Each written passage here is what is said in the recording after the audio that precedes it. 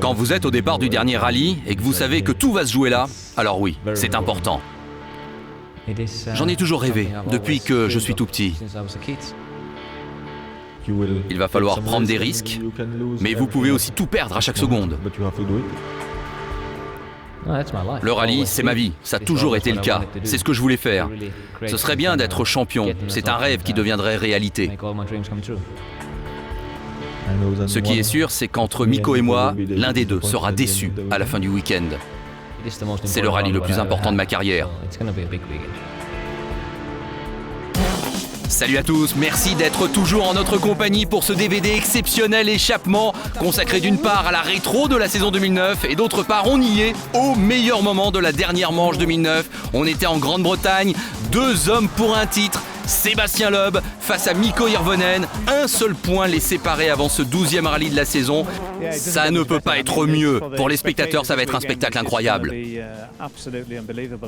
C'est sur quoi on tend tous. C'est entre nous et Loeb, et rien d'autre ne va compter ce week-end. Aucune consigne, aucune stratégie. C'est à fond, le vainqueur sera champion.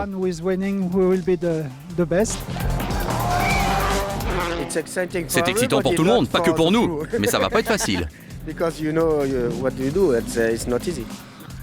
On est un peu nerveux, un peu excité, mais je dois montrer à tout le monde que je suis calme.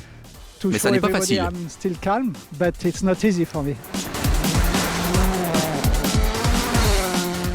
C'est une finale. Celui qui gagne est champion du monde. Attachez vos ceintures, c'est parti. 6 victoires à ce moment-là pour Loeb, 4 pour Hirvonen, 1 victoire chacun en Grande-Bretagne. La différence sera sans doute infime.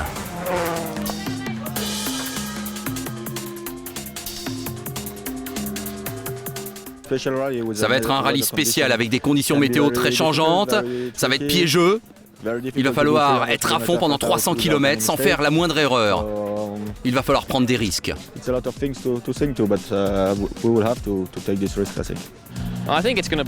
crois qu'on va être très proches l'un de l'autre, du début jusqu'à la fin. Il va y avoir beaucoup de pièges avec les conditions météo sur la piste. On sera à la limite. Et si on évite les petites erreurs, ça peut le faire. J'espère que ce sera un combat loyal et j'espère que je vais gagner. Calez-vous donc bien dans votre fauteuil, nous allons revivre ensemble pendant 1 heure les meilleurs moments de cette grande finale du WRC 2009. Alors, avec moi en tout cas pour commenter ce programme exceptionnel, eh bien j'ai le plaisir d'accueillir Frédéric Billet, l'envoyé spécial du magazine Échappement sur tous les rallyes du championnat du monde. Salut Fred. Salut LFB. Alors vous étiez présent bien évidemment en Grande-Bretagne pour cette grande finale. Un peu plus tard dans le programme, on s'intéressera aussi à Peter Solberg, je le signale. Mais tout de suite, la première question évidente. Comment sentiez-vous ces 2 adversaires qui allaient jouer le titre mondial alors qu'on va découvrir le parcours de ce rallye Grande-Bretagne? Comment étaient-ils, Loeb et Hirvonen? C'était amusant de les voir le soir parce qu'à la veille du rallye, c'était un petit peu comme une partie de poker menteur. Ils étaient tous les deux, ils affectaient d'être à peu près décontractés. Visiblement, vu de l'extérieur, ils l'étaient, mais ça devait bouillir à l'intérieur. C'était un match étonnant avec le petit jeune Mikko Hirvonen qui avait tout à gagner et Sébastien Loeb, évidemment, le maître étalon. Alors côté constructeur, on le voit, c'était déjà fait pour Citroën, champion du monde constructeur depuis la dernière manche en date. En revanche, donc côté pilote, tout allait se jouer avec la cérémonie de départ le jeudi soir dans le centre de Cardiff, une ambiance extraordinaire. Oui, extraordinaire, et ce qui est sympa aussi, c'est qu'il y avait à peu près autant de supporters de Sébastien Loeb que de supporters de Mikko Hirvonen. Pourtant, on était un petit peu en territoire anglais, donc sur les terres de Malcolm Wilson, on va dire. C'est la première fois depuis 2003, alors qu'on découvre le parcours de la première étape, que Loeb doit aller chercher le titre à la dernière manche de l'année. Auparavant, il avait toujours réussi à coiffer la couronne avant la dernière manche. Oui, absolument. On se souvient qu'il avait terminé à 1 point de Marcus Gronholm, c'était en 2006, mais il n'avait pas disputé tous les rallyes à cause d'une blessure. Jamais auparavant, ça n'avait été aussi serré dans la toute dernière épreuve. Et évidemment, ça ajoutait beaucoup au climax, comme on dit, de cette épreuve. C'est cela même. Allez, on rentre dans le vif du sujet. La première spéciale de la première étape. Mikko Hirvonen, bien sûr, est au départ en tant que leader du championnat du monde, avec 1 point d'avance donc sur Loeb. Et tout de suite, on voit que le terrain, il est humide, il est glissant, il est très difficile. Oui, il était surtout difficile après la 3e position. Disons qu'il n'y avait pas une différence exceptionnelle entre Sébastien Loeb et Mikko Hirvonen qui lui était premier sur la route. C'était encore équilibré. Alors une spéciale quand même assez longue, plus de 32 km. Comme entrée en matière, c'est pas mal et on va suivre les premiers mètres de Sébastien Loeb. Droite à fond Milo. Et gauche. Et gauche 140 moins, Mikko vraiment pas. Allez, le cœur qui battait peut-être un petit peu plus fort que d'habitude pour Sébastien Loeb, quand bien même il soit déjà à ce moment-là quintuple champion du monde. Moi je l'imagine un petit peu nerveux, non? Oui, je pense qu'ils étaient surtout hyper concentrés. Ce qui est amusant, c'est que les pilotes disent que souvent ils font moins d'écart dans les très longues spéciales parce qu'ils peuvent faire une petite erreur. Comme Latvala, qui en fait une dès cette première spéciale avec un problème mécanique. Il termine la spéciale avec un arbre de transmission cassé à l'avant droit.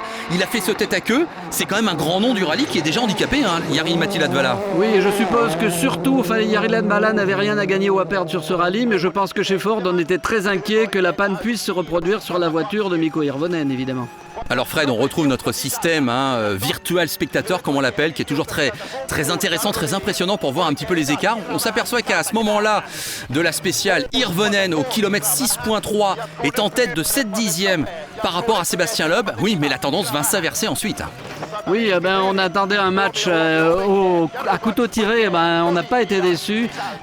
Souvent, ça fait un petit peu le yo-yo comme ça. C'est plus en fonction des qualités dynamiques des voitures respectives de Mikko et Sébastien que du talent des pilotes, là, pour le coup. 3 secondes 8 de retard pour Mikko Hirvonen au kilomètre 23.5. Il doit absolument, en ce moment-là, évidemment, redresser la barre dans les derniers kilomètres, le Finlandais.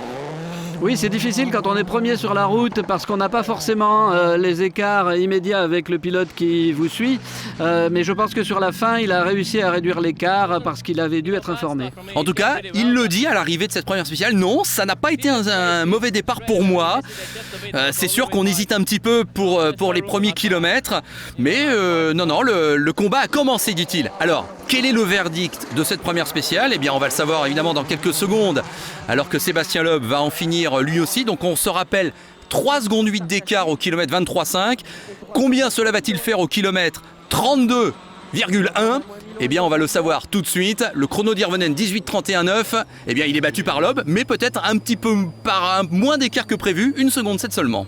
Oui, je pense que Mikko a réagi sur la fin de spéciale. En tout cas, le match est complètement lancé. Alors la question qui se pose aussi, c'est est-ce que Dani Sordo pourra se mêler à la bataille royale? Difficile à imaginer, en tout cas il se classe 3e de cette première spéciale. Et puis on va retrouver aussi Peter Solberg, qui est une petite attraction de ce rallye, puisque c'est la première fois qu'il va y traîner la C4 sur la terre.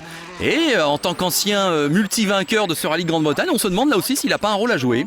Oui, la particularité de ce rallye, c'est que tout le monde pouvait jouer sa carte, étant donné que les championnats constructeurs étaient joués. Tout le monde avait complètement la bride sur le coup pour attaquer. En revanche, comme on va le voir, c'est difficile d'aller aussi vite que 2 pilotes qui se battent pour un titre avec une extra motivation évidente. Alors là, on a groupé les images des 2 spéciales suivantes. Ça fait quand même 33 km au total. Et on peut quand même avoir le sentiment à ce moment-là que Mikko Hirvonen semble avoir un peu peur de faire une faute qui pourrait être éliminatoire. Il est peut-être un petit peu sur la réserve. Je ne sais pas, en tout cas, ce qui nous avait surtout impressionné dans ces spéciales-là où nous étions postés, c'est de voir que Sébastien Loeb avait déjà des trajectoires vraiment parfaites. On se demandait vraiment où est-ce qu'il pouvait lâcher le moindre dixième de seconde, tant ces trajectoires étaient d'une pureté impressionnante. Loeb qui continue sur sa lancée, mais on retrouve Latvala. Et en plus de ses ennuis de transmission, et bien maintenant il se retrouve en proie à des soucis de frein. Il fait un tête à queue et Solberg va le doubler sur la piste. Voilà. Donc évidemment un début catastrophique pour Latvala. Alors qu'au niveau comptable, j'en reviens à cela, et bien Loeb reprend 7 secondes 2 sur Hirvonen sur ces 2 spéciales, la 2 et la 3. Donc Loeb enfonce le clou. Quant à Solberg, il passe 3e au général après la 2e spéciale, mais Sordo lui reprend juste après cette fameuse 3e place au général. Confirmation du classement. À ce moment-là donc 8 secondes 9 d'écart entre Loeb et Hirvonen. Et derrière une bataille belle qui a commencé entre Sordo et Solberg. Retour à l'assistance, Fred, à Cardiff bien sûr. Et le constat est simple, Loeb domine. On écoute Hirvonen d'abord. Je crois que j'ai peut-être un petit peu trop attaqué ce matin et parfois c'était vraiment un petit peu limite. Peut-être que je freinais aussi trop tôt. Dans les épingles, les virages lents, je suis allé assez large parfois et non, c'était pas très clean. J'ai attaqué au maximum dès le début. Je voulais prendre la tête tout de suite. Et pour l'instant, c'est ce qu'on fait. On a besoin d'être à la limite tout le temps. J'y suis préparé. C'est pas facile sur ces routes, hein, vous savez. Voilà, et un visiteur prestigieux et privilégié à l'assistance, c'est Alan Shearer, Fred, le footballeur bien connu, hein, vous le connaissiez? Oui, il est monté à côté des pilotes pendant le shakedown, donc l'épreuve de test, et il a effectivement été très très impressionné. Voilà, on voit là des images, c'était pendant le shakedown, il est monté avec Latvala. Alan Shearer, l'ancien attaquant de Newcastle. Et il nous dit qu'il a le sentiment d'avoir frôlé la mort à plusieurs reprises, mais que c'était fantastique. Il emploie quand même des mots assez forts. Étonnant, c'est que le coéquipier de Latvala, lui, disait qu'ils étaient plus exposés au niveau de leurs chevilles que les pilotes de rallye. En tout cas, nul doute qu'Alan Shearer ne va rien perdre du spectacle qui va se dérouler dans l'après-midi de cette première étape.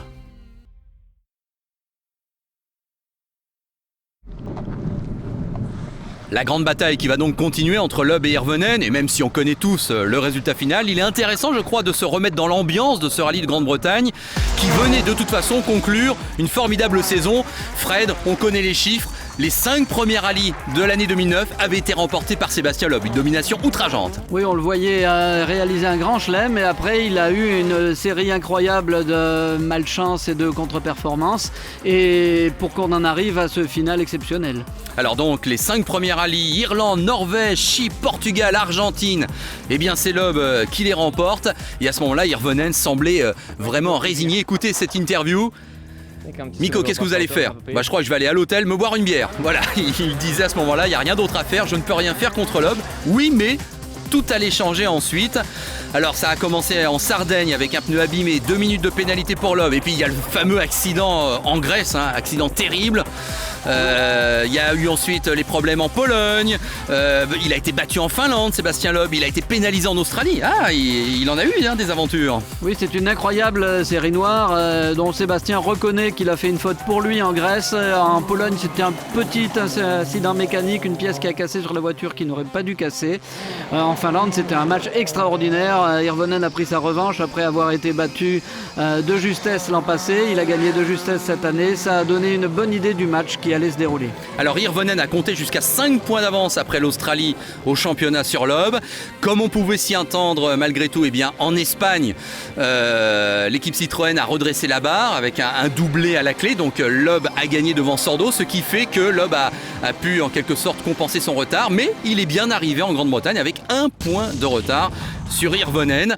Et donc à ce moment-là, on connaissait l'équation, celui qui gagnait était champion quoi qu'il arrive. Alors l'après-midi, la météo un peu meilleure, mais le terrain toujours aussi glissant. Et Hirvonen, il nous l'a dit tout à l'heure, ça n'a pas été parfait son pilotage le matin. Il doit donc faire mieux cet après-midi.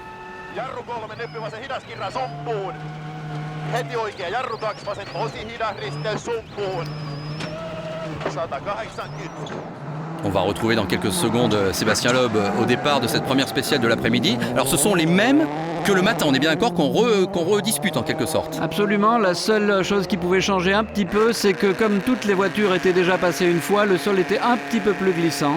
Et on sait que c'est un peu moins l'idéal pour les Citroën. 20 mètres, pour 20 mètres, droite 10 épingles. Alors Loeb, il a 8 secondes 9 d'avance au général sur Mikko Hirvonen. Et attention, là, on perd un petit peu de temps. En fait, on va se rendre compte assez vite que la spéciale est moins rapide que le matin. Et Loeb, d'ailleurs, sera 24 secondes plus lent que lors de son premier passage. Oui, d'ailleurs, on voit bien à l'état du sol que la spéciale était très très dégradée. Alors derrière, on l'a déjà dit, mais on continue de s'y intéresser. La bataille pour la 3e place entre Dani Sordo et Peter Solberg. Oui, bien sûr, Peter Solberg, c'est le spécialiste de la Grande-Bretagne. Il découvrait la C4. Dani Sordo ne voulait pas s'en laisser compter.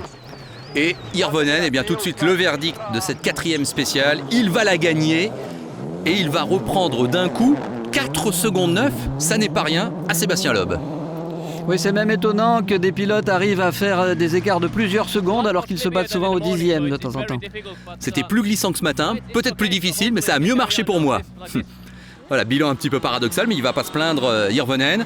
Quant à Sébastien Loeb, lui, il va se plaindre de sous-virage en fait. Droite 120 moins 1000 et gauche à fond.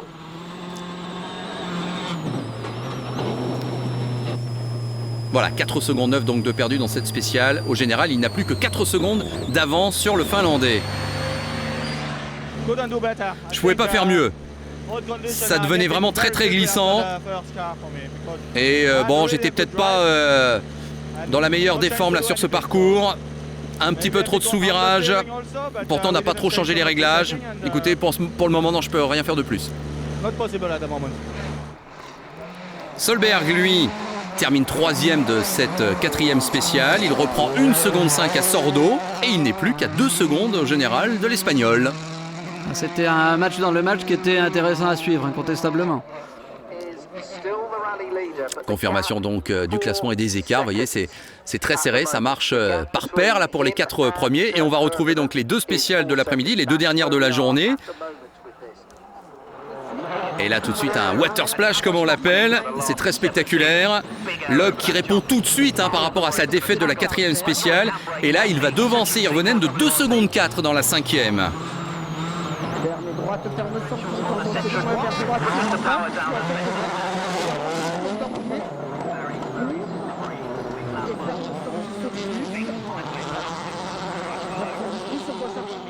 Là c'est à fond Fred. Oui, c'est toute la force de Sébastien Loeb d'arriver à réduire l'écart, à réagir tout de suite. Il était un petit peu touché après la fin de la 4e spéciale et il a répondu immédiatement. Oui, mais regardez, Hirvonen, il réagit, il sait réagir lui aussi, puisqu'il va gagner la 6e spéciale. Et il va reprendre à ce moment-là 1 seconde 1 sur Loeb. Alors c'est vrai que c'est pas grand-chose à chaque fois, mais on se répond un peu du tac au tac et le duel est vraiment de toute beauté.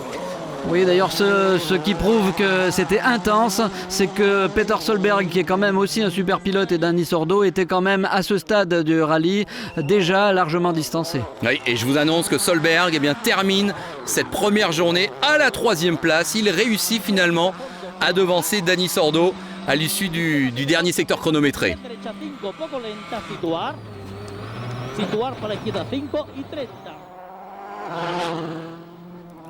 Alors parlons d'un autre pilote, ça nous fait plaisir de le voir, Sébastien Ogier, 5e au général, c'est bien pour Sébastien.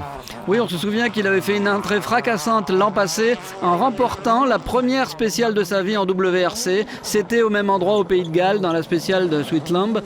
Et il s'en souvient, il va vite, mais là aussi, il était surtout avec le besoin d'apprendre le rallye. Alors il a eu une crevaison dans le dernier secteur du jour, donc il n'a plus que 9 secondes d'avance, vous le voyez, à la 5e place sur Henning Solberg. Donc on a vraiment 3 batailles frontales dans ce top 8 du côté des pilotes qui marquent des points. Allez, Mikko Hirvonen. Alors comment est ce bilan là pour cette première journée ? Je crois qu'on a eu quand même beaucoup de chance parce qu'à la fin de la journée, j'ai eu une alerte mécanique. Je pense que j'ai un arbre de transmission qui ne marche pas bien. Et donc, j'ai eu de la chance de pouvoir retourner à l'assistance. J'ai vraiment assuré le coup. J'étais très lent en liaison.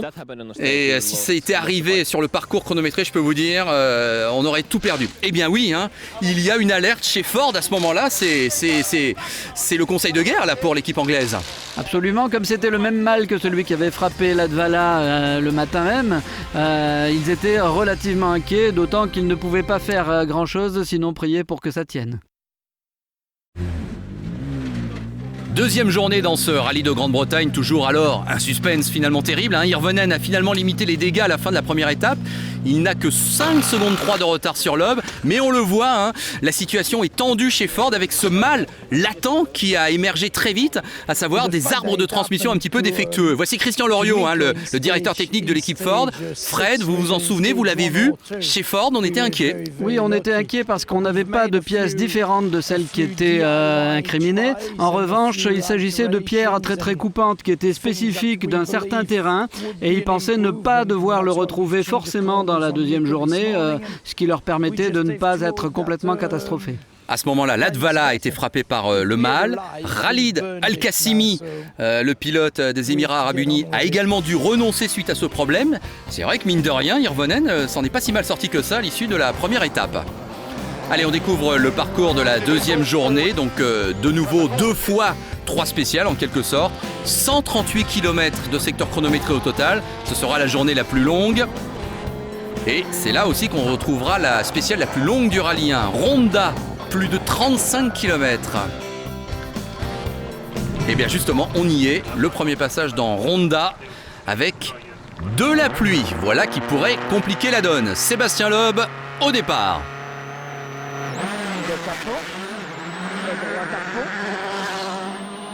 Sur Cauchy, sur droite à fond. 130 mètres, droite 140 court. Et très long gauche, ferme jusqu'à 130 moins. Sébastien Loeb, Daniel Elena dans leur Citroën C4. Le titre mondial est au bout. Sauf qu'à la différence de la veille, c'est eux maintenant qui sont les premiers sur la piste. Est-ce que ça peut jouer, Fred ? Oui, ça peut jouer un petit peu quand la piste est mouillée, mais en principe, la piste mouillée favorise plutôt le pilote qui ouvre la route. En tout cas, c'est parti pour Hirvonen également. Et oui, même les caméras souffrent au niveau des images, des conditions quand même très très difficiles. Et puis on va retrouver l'autre bataille, c'est celle pour la 3e place entre Solberg et Sordo. 1 seconde d'écart seulement entre les 2 hommes.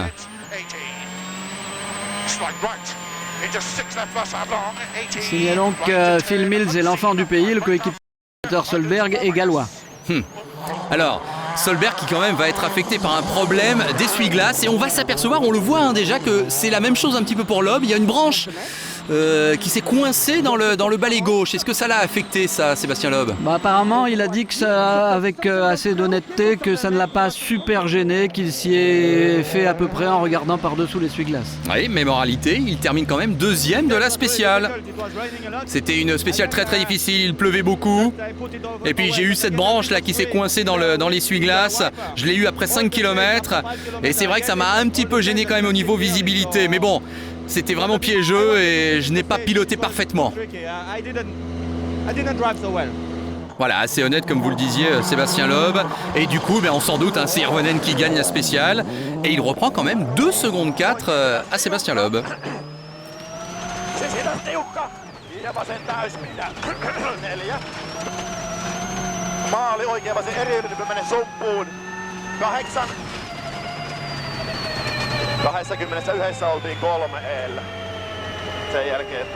Voilà, et au général, l'écart n'est plus que de 2 secondes 9 entre les 2 hommes. Oui, et puis au ton de la voix de Jarmo Lehtinen, on s'aperçoit que ça allait très très vite dans la spéciale. Oui. Voilà, je suis à fond, on verra bien ce qui va arriver. C'est un petit peu la philosophie générale, il n'y a pas trop de quoi analyser la situation, il faut attaquer, il faut être devant l'autre. Quant à Solberg, donc on l'a dit, lui aussi a été affecté par un problème d'essuie-glace, donc il ne termine que 5e de la spéciale. Du coup, Sordo le devance de 20 secondes. Donc là, évidemment, d'un coup, l'Espagnol se retrouve 3e au général d'une manière assez nette.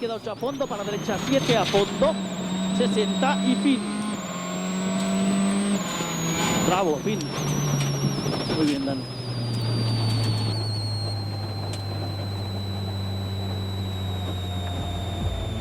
Voilà, donc mission remplie pour Sordo, qui est maintenant assez solidement installé à la 3e place. Derrière, on voit que Sébastien Ogier a repris du temps également à Henning Solberg. Et Latvala revient un petit peu dans le classement, il est 8e. Allez, gros plan sur Peter Solberg, qui a signé cette année 2 podiums avec une vieille Xara, et l'ancien champion du monde 2003 qui aimerait bien finir sur une bonne note la saison 2009 avec une C4. Et qui va nous parler là dans quelques instants de son avenir dans la discipline. Alors il nous dit déjà qu'il va continuer l'an prochain et que l'idée c'est de se battre pour le championnat du monde. C'est pas pour faire de la figuration qu'il continue en rallye, mais c'est bien pour avoir un rôle à jouer. Et je pense que j'en ai la possibilité de faire de bonnes choses, nous dit-il. Mon rêve, ce serait quand même d'être dans une usine, dans une équipe officielle. Mais écoutez, j'ai monté ma propre équipe, ça se passe très très bien. Je suis très content des gens qui m'entourent. Et je crois qu'on peut vraiment être fier de ce qu'on a fait cette année. Je connais les différences entre une équipe officielle et une équipe privée. Maintenant que je suis de l'autre côté de la barrière, et je peux vous dire, ce qu'on a fait, c'est bien. En même temps, il avait loué cette C4 pour voir ce que ça pouvait donner avec une voiture comparable à celle des meilleurs pilotes. Alors, certaines rumeurs disent, et si Gronholm, et si Kimi Raikkonen arrivé en WRC chez Peter Solberg. Et il le dit, Peter Solberg, ah ben, ce serait un rêve d'avoir Marcus avec moi par exemple. Mais vous savez, doit entrer en ligne de compte à ce moment-là un budget, des pièces, toute une organisation qui serait différente. Et je ne suis pas sûr que ce soit possible. En tout cas, c'est une rumeur et c'est vrai que j'en ai entendu parler.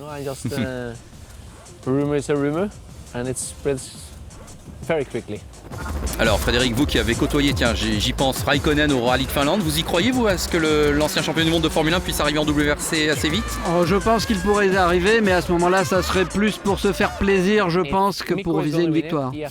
Alors Peter Solberg, là qu'on interroge sur ce duel auquel il assiste finalement, Loeb, Hirvonen, alors il dit au niveau de la stratégie c'est assez simple, faut être à fond et être devant l'autre, donc c'est vrai que Mikko ne doit pas se poser de questions. S'il veut aller chercher le quintuple champion du monde, il faut le battre à son propre jeu, à savoir la vitesse sur la piste.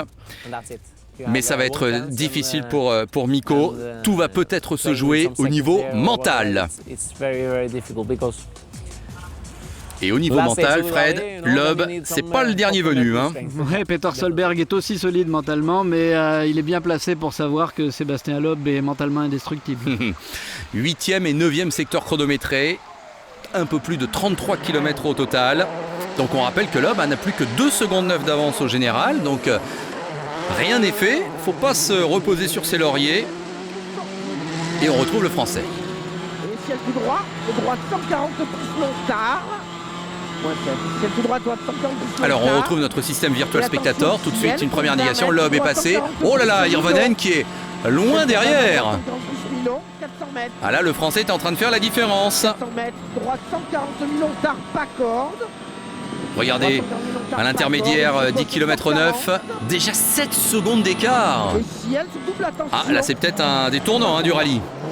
Oui, à ce moment-là, Hirvonen commençait à douter un petit peu parce qu'il pensait, il n'arrivait pas à bien tenir sa voiture sur la piste, il pensait qu'il y avait un problème mécanique sur sa voiture. Et oui, c'est le fameux mal dont on parlait tout à l'heure, l'arbre de transmission qui semble peut-être lui causer des soucis. En tout cas, Hirvonen, là, va clairement s'incliner par rapport à Loeb.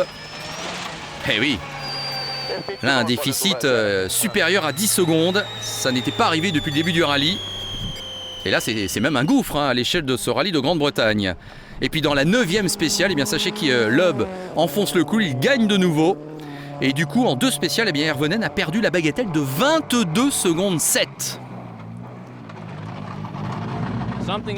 Quelque chose ne va pas. Je ne sais pas trop ce que c'est, mais je peux vous le dire, il y a un problème. Dans toutes les spéciales, là, j'ai éprouvé ce sentiment, alors qu'avant, ça se passait bien. Il faut qu'on aille à l'assistance voir de quoi il s'agit. Vous n'êtes pas content de vous n'êtes pas content de la voiture? Dans certains endroits, j'ai le sentiment que la voiture ne tourne pas bien et que c'est au niveau de l'arbre de transmission, je sais pas.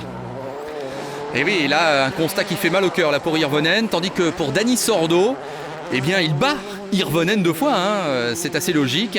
Et du coup, il s'éloigne en quelque sorte de la menace Solberg. Et donc à ce moment-là, Loeb, Fred, 25 secondes d'avance. Là, la différence est peut-être faite. Oui, alors le retard et le fait que Mikko n'arrivait pas à devancer Dani Sordo, lui faisait croire ou lui donnait à penser qu'il y avait un problème sur sa voiture. Les mécaniciens, eux, ou ses ingénieurs n'ont rien trouvé d'anormal. Sébastien Loeb qui nous dit qu'il voulait vraiment marquer le coup et qu'il a vraiment attaqué très très fort dans ses spéciales de ce rallye. J'ai adopté un rythme vraiment maximal et ça s'est bien passé. Alors Hirvonen qui continue donc de penser que sa Focus ne fonctionne pas correctement et on va s'activer évidemment pour trouver le mal chez Ford. Mais, et le verdict va tomber, Malcolm Wilson va nous le dire, il n'y a rien. On ne trouve rien sur la voiture qui ne marche pas bien. Bien sûr, on aurait aimé à la rigueur trouver quelque chose, au moins ça aurait justifié tous nos efforts et on aurait conforté Mikko dans ses sentiments. Mais non, tout va bien et je suis très honnête, je vous le dis, on n'a rien changé, la voiture est bien. Pourtant, moi j'ai ressenti une grande différence et sur la piste maintenant c'est sûr, l'écart entre Seb et moi est très important. Donc il n'y a pas grand grand-chose que je puis faire à part continuer d'attaquer. Mais c'est vrai que j'ai été handicapé. Étonnant quand même, hein, c'est cette différence un petit peu de discours. Oui, après coup, les ingénieurs ont pensé que peut-être dans ces spéciales où il y avait énormément d'adhérence, les Citroën étaient plus efficaces que les Ford, ce que prouve la performance de Dani Sordo. Étant donné que Latvala n'était pas dans le match, Hirvonen était un peu isolé.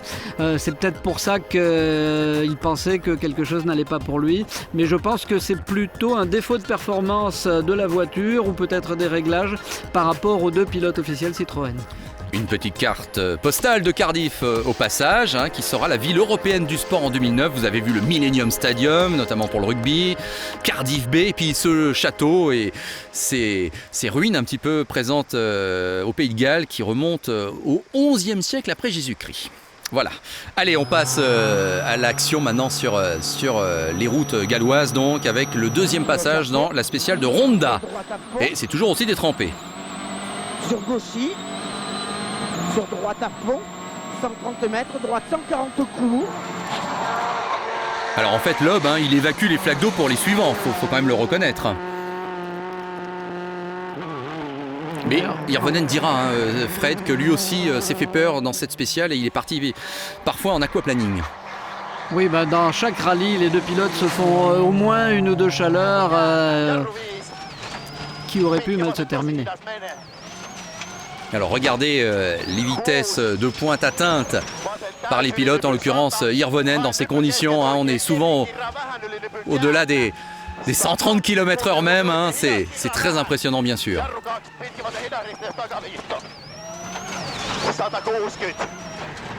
Oui, c'est là qu'on voit qu'ils ne sont pas faits comme nous. Hein. On s'imagine pas trop piloter à 130 km/h sur ce genre de route.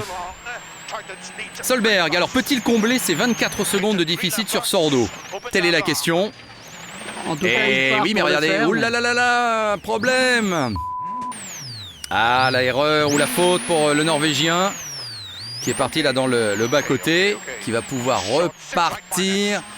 Voilà, allez, on estime qu'il a perdu 12-13 secondes, hein, 14-2. Bon, ça change pas grand-chose. En tout cas, il a perdu du temps. On retrouve Sébastien Loeb.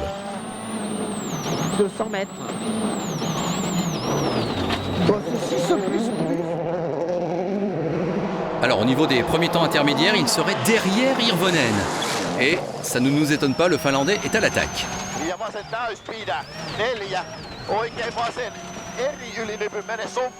Le verdict de cette 10e spéciale, et oui, meilleur chrono pour Mikko Hirvonen.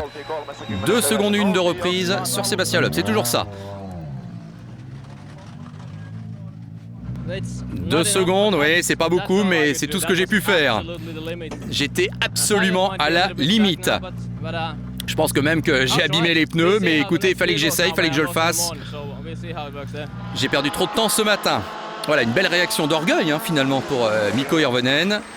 Alors que Solberg, malgré son excursion qu'on a vue tout à l'heure, eh bien, il ne perd que 4 secondes 4 sur Sordo dans cette spéciale.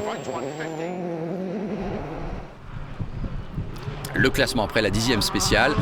Il n'y a plus que 22 secondes 9 d'écart entre Loeb et Hirvonen. Les 2 dernières spéciales de l'après-midi. Le 11e secteur chronométré, Loeb l'avait remporté le matin. Il le gagne à nouveau l'après-midi. Et Hirvonen repère 4 secondes 8 à ce moment-là sur son adversaire. Et il ne termine que 3e de la spéciale.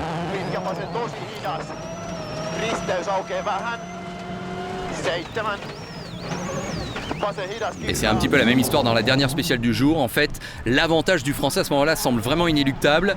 Et Hirvonen va finir la journée à plus de 30 secondes de son adversaire. A priori, la messe est dite. Sordo, lui, a été battu par Solberg dans la 11e spéciale, mais il prend sa revanche dans la suivante. Et il a 24 secondes d'avance au général par rapport au Norvégien. Sébastien Ogier, toujours 5e, avec de bons chronos à la clé.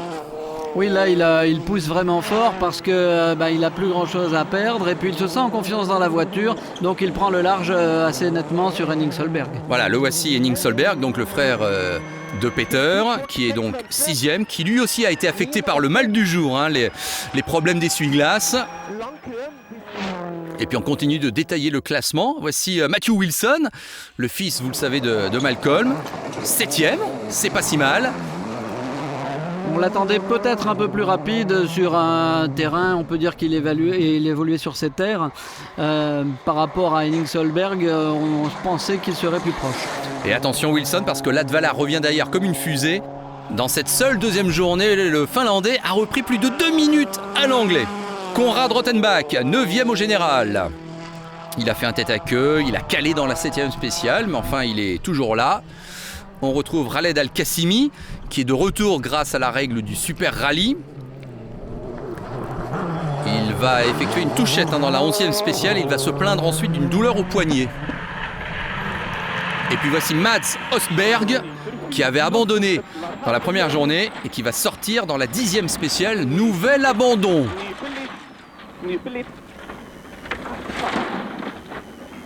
Le Norvégien n'a pas été très en réussite sur ce rallye parce qu'il est sorti le premier jour, il est sorti le deuxième jour et il a abandonné également à la suite d'un problème le dimanche. Oui, il s'en souviendra de son rallye de Grande-Bretagne 2009.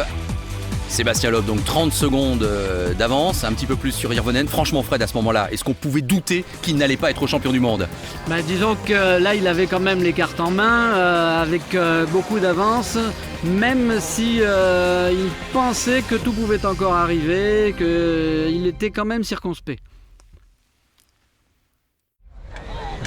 Comment Sébastien Loeb est-il devenu champion du monde WRC pour la 6e fois consécutive ? Eh bien, vous allez le voir avec les meilleurs moments de la 3e étape de ce rallye de Grande-Bretagne 2009 qu'on continue de suivre sur ce DVD de ce bel hors-série échappement. Mais auparavant, on revoit quelques images marquantes de l'année avec par exemple Evgeny Novikov, le premier pilote russe de niveau mondial, qui a su faire parfois le spectacle. Sébastien Ogier, champion du monde junior WRC en titre, il a montré de belles choses en cette année 2009. Est-il le successeur de Loeb ? On peut se poser la question.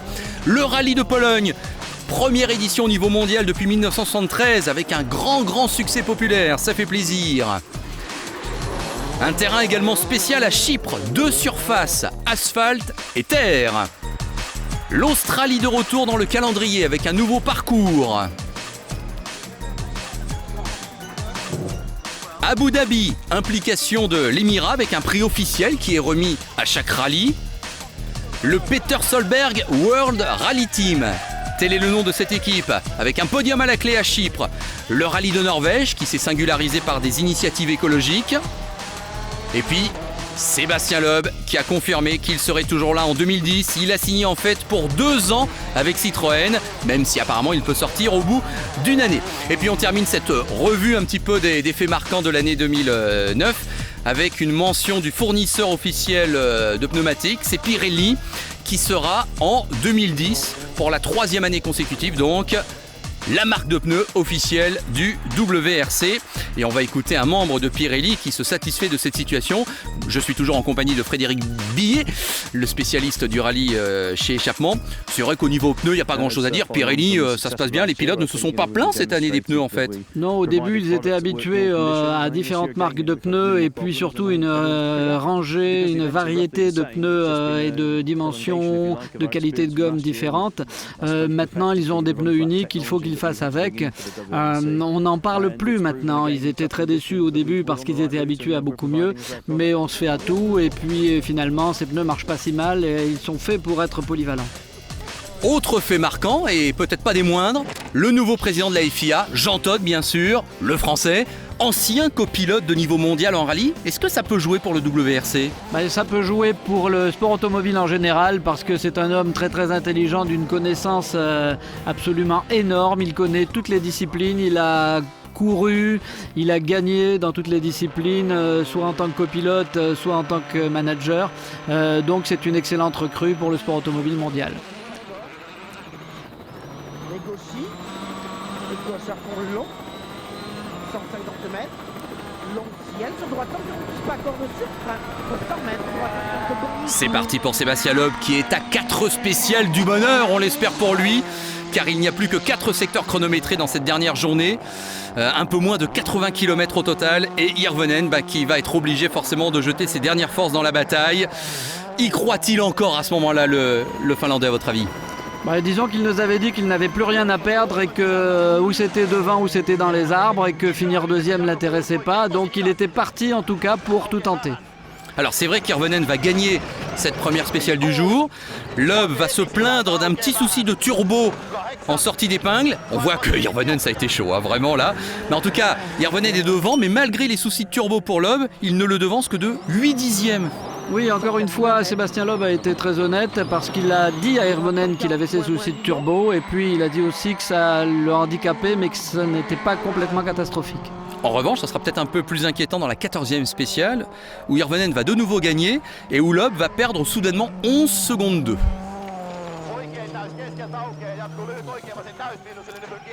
En fait, il semble que Loeb s'est fait une petite chaleur et qu'il a calmé le jeu. Oui, en même temps, il avait beaucoup d'avance et le terrain était très piégeux. Il n'a pas voulu tout perdre d'un coup. Apparemment, il avouait à l'arrivée qu'il avait un petit peu trop temporisé. Moralité, il n'y a plus que 18 secondes 2 d'avance au général. Allez, on va dire que Loeb effectivement contrôle la situation. On retrouve Dani Sordo, battu 2 fois en cette 3e journée par Solberg. Et du coup, Solberg revient à moins de 15 secondes.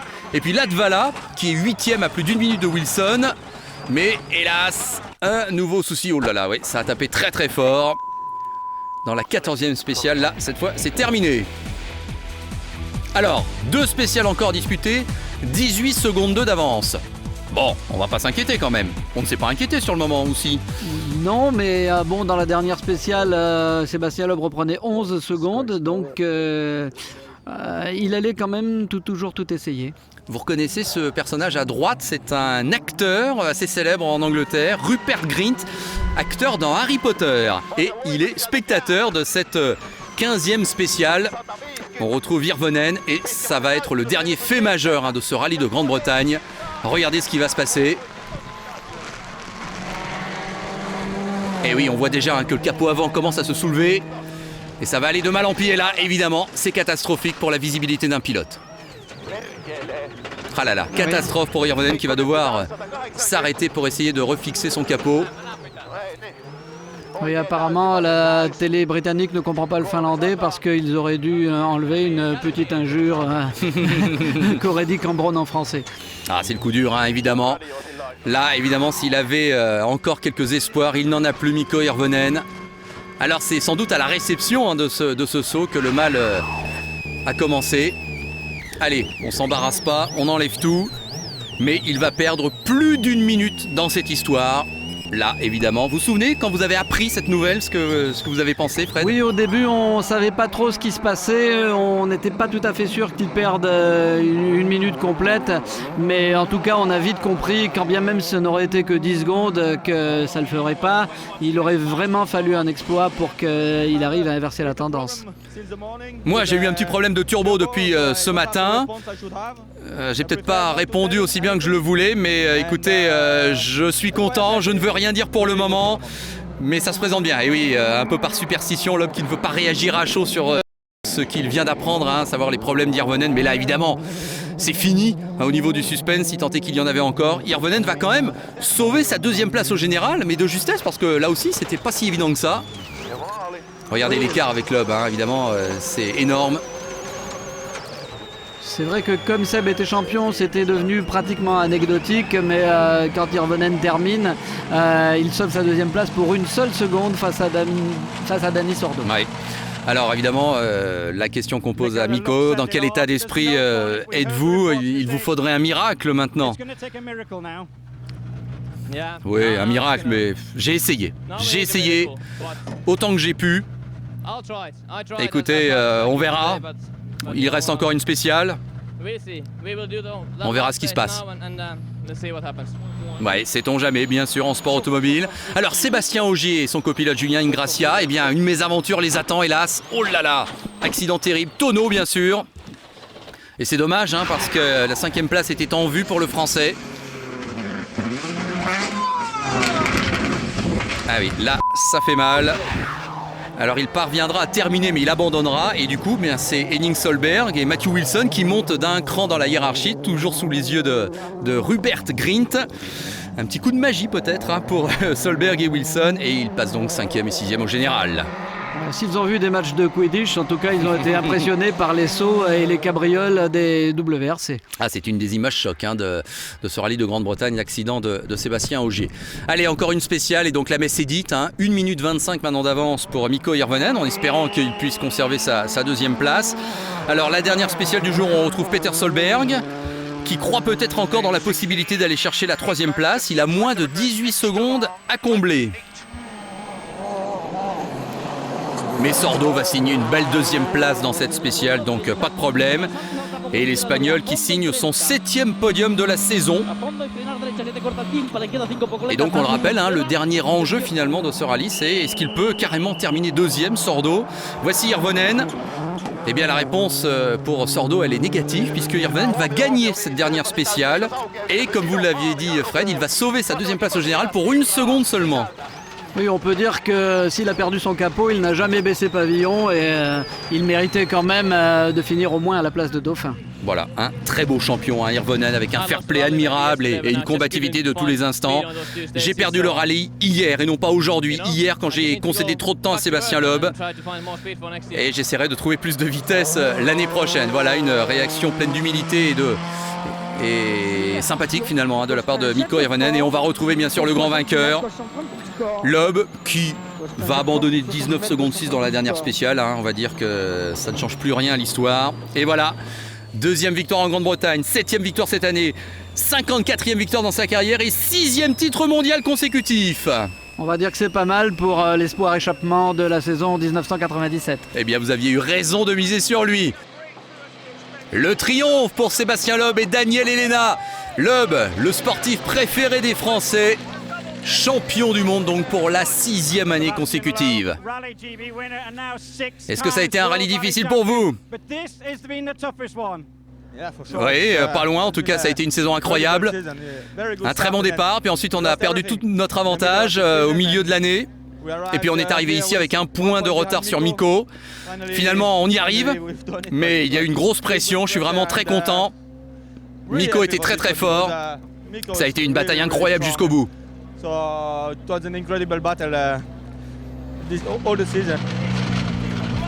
Et regardez cette accolade sincère.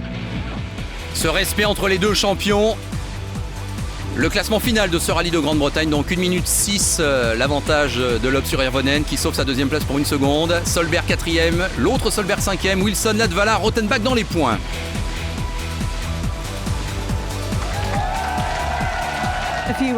Le retour à l'assistance triomphale bien sûr pour toute l'équipe Citroën.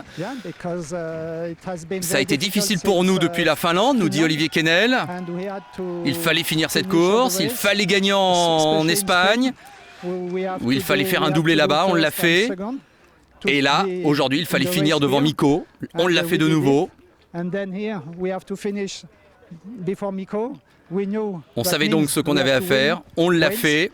Ça fait 54 victoires pour Sébastien, c'est incroyable. 54 for him, it's incredible. Est-ce que c'est important pour Citroën, ce titre? Bien sûr, c'est très important pour Citroën, pour la marque. Le WRC, le rallye est très associé à l'image de Citroën.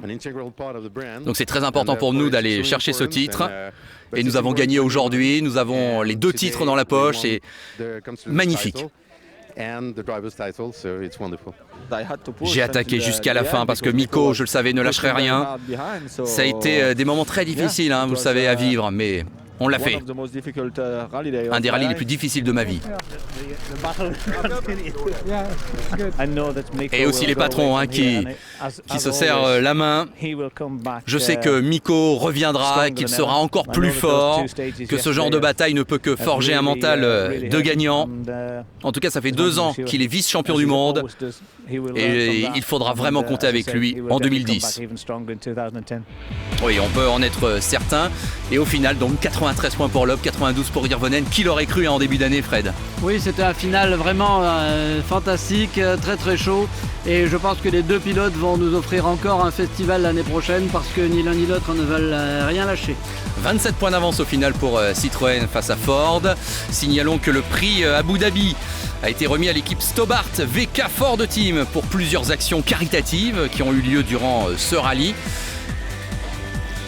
plus ils finissent à la 3e place du championnat du monde constructeur. En tout cas, je pense que vous avez vécu un moment très fort. Hein. Vous étiez sur place, Fred. On a lu bien sûr votre article dans Échappement.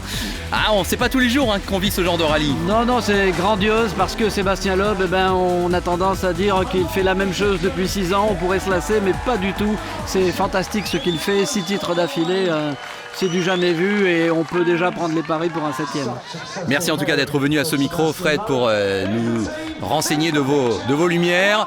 Ainsi se termine ce résumé complet du rallye de Grande-Bretagne. Mais vous le savez, dans le DVD Échappement, il y a aussi le best-of de l'année. Il y a aussi un reportage sur l'équipe Citroën en Grande-Bretagne et les caméras embarquées de Sébastien Loeb et de Sébastien Ogier. Un menu royal. Merci Fred, à bientôt j'espère. Merci, à bientôt. Merci de votre attention, salut à tous.